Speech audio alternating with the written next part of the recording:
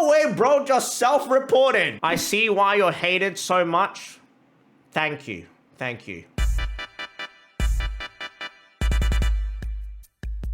Is that a Man United jersey? It is. What you mean, oh hell nah? I said this last time as well. But if you see a Man United jersey, you should not be like, oh hell nah. You should be like, bro, I understand you. I feel sorry for you. I understand your pain and suffering. You shouldn't be like, oh hell nah. You should be like, my brother, I know the pain you're going through right now. Manchester's blue, my guy. Oh dear.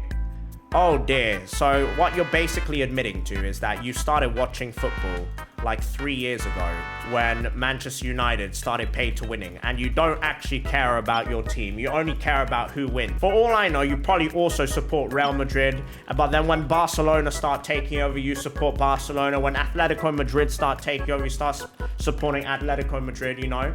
No one is a real City fan. Nope, I'm a City fan since 2016. Oh, wow. I wonder when Manchester City became good and started becoming a real team rather than a meme. Well, 2016. Ain't no way, bro, just self-reported being a glory hunter.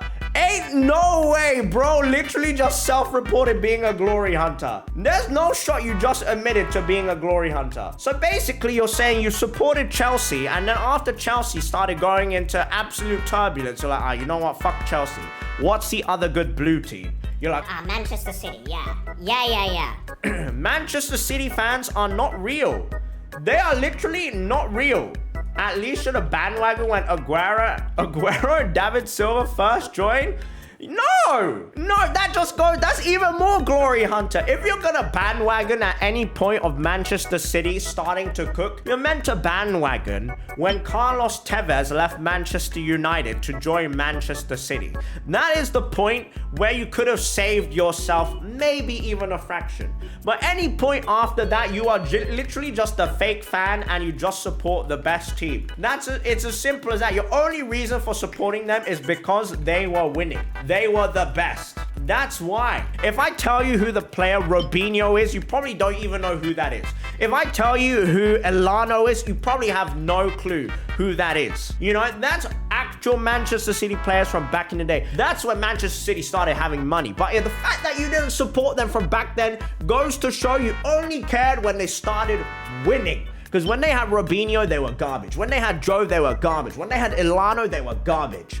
But the fact that you don't know any of those players just goes to show you're a fake Manchester City fan. What do I think about Arsenal? FTV Claude, I'm going to ask you the same question that I asked. It's time to go! Honestly, they are one of my favorite teams because I love the fact that whenever I'm having a bad day, Arsenal will always find a way to make me feel better. You know, no matter how bad life is for me, Arsenal will always, without fail, find a way to make my day better. So I love them. I love them.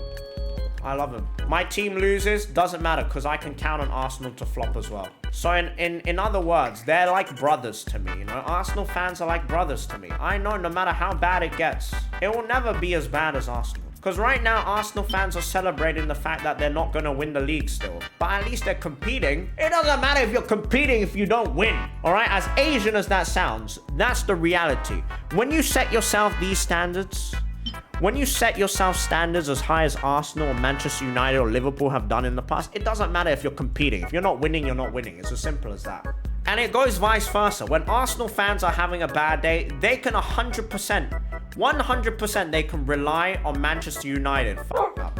Now do Tottenham? Yeah, Tottenham has never been competitive. That's why I like Tottenham. Because, you know, they also have Mr. Heung-min Son. And how can you not like Heung-min Son? All right, Mr. Heung-min Son, honestly, his kindness is a little bit overrated because he is low-key a little bit toxic, but people forget about the fact that he has been red carded many times for lashing out at people and having a little bit of anger management issues. But he's wonderful. I love him. He's an absolute baller.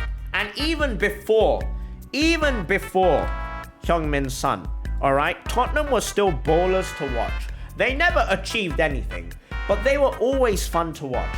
The days of Rafael van der Vaart, with Luka Modric, with Gareth Bale breaking onto the scene. Wow.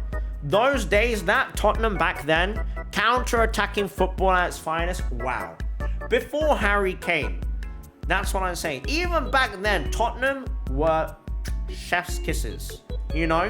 But then if you want to go even further back than that, that's like ancient history. How about Newcastle? Honestly, I disliked Newcastle for a very long time because I thought their fans were hella toxic. Understandably so, because their management, or rather their owner, was hella toxic. But like sometimes they would take it out on the manager or the players, unwarranted, and I always thought that was kind of hella toxic. Understandably so though.